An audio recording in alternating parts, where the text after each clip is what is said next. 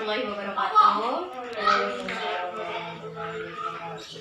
Sebelumnya perkenalkan dulu ya, nama saya Aureliana. Nah, di sini saya akan berusaha membantu adik-adik untuk belajar tentang akuntansi. Nah, sebelumnya kelas 11 pasti sudah dapat pelajaran akuntansi perusahaan jasa kan? Akuntansi perusahaan jasa berbeda dengan akuntansi perusahaan dagang. Nah, kali ini kita akan belajar mengenai akuntansi perusahaan dagang. Sebelumnya, untuk memulai pertemuan pertama ini, maka baiknya kita berdoa terlebih dahulu. Berdoa dimulai. Selesai. Nah, akuntansi perusahaan dagang tentunya berbeda dengan akuntansi perusahaan jasa, di mana perusahaan jasa biasanya itu menjual jasa seperti salon, bengkel. Namun, akuntansi perusahaan dagang atau perusahaan dagang itu menjual seperti barang dagangan.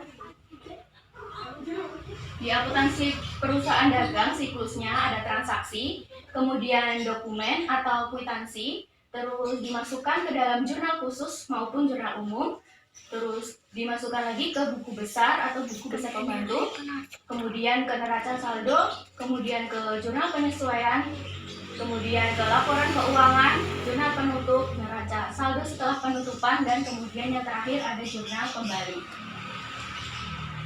Transaksi perusahaan dagang itu ada pembelian, pengeluaran kas, penjualan, serta penerimaan kas.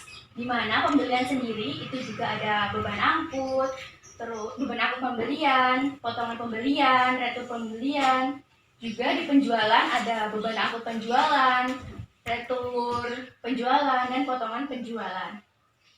Kemudian ada jurnal. Jurnal sendiri di akuntansi perusahaan dagang ada dua, yaitu jurnal umum dan jurnal khusus. Jurnal khusus terdiri dari jurnal pembelian, di mana di jurnal pembelian itu untuk mencatat transaksi pembelian barang dagangan secara kredit. Terus ada jurnal pengeluaran kas, yaitu untuk mencatat pengeluaran kas. Terus ada jurnal penjualan, itu untuk mencatat transaksi penjualan secara kredit. Serta ada jurnal penerimaan kas, yaitu untuk mencatat transaksi-transaksi yang berhubungan dengan kas masuk. Terus kemudian ada jurnal umum. Nah, di sini jurnal umum digunakan untuk mencatat transaksi yang tidak ditulis atau yang tidak dimasukkan ke dalam jurnal khusus. Maka dicatatnya di jurnal umum. Nah, untuk akuntansi sendiri, alangkah baiknya kita latihan-latihan soal. Bisa dibuka bukunya. Kita akan identifikasi transaksi-transaksi. Di sini di buku ada beberapa transaksi, maka kita akan identifikasikan masuk ke jurnal mana. Kakak contohkan, tanggal 1 Desember dibayar sewa untuk Desember sebesar 1.920.000. Nah, itu kan keterangannya dibayar sewa, otomatis kasnya kan keluar untuk membayar sewa kan, maka dimasukkan ke dalam jurnal pengeluaran kas. Jurnal pengeluaran kas bisa dilihat kolom-kolomnya. Jurnal pengeluaran kas kan ada keterangan, debitnya ada pembelian, utang dagang, dan serba-serbi. Untuk kreditnya ada kas dan potongan pembelian. Nah, tadi untuk transaksi tanggal 1 kan dibayar sewa, berarti keterangannya pembayaran sewa. Masuk ke debit yang serba-serbi. Karena apa? Karena tidak masuk di pembelian dan juga tidak masuk di utang dagang, maka masuknya di serba-serbi dengan keterangan beban sewa. Terus kreditnya yaitu kas, karena tadi kas keluar untuk membayar sewa, itu sebesar 1.920.000. Udah paham? Ya, paham ya.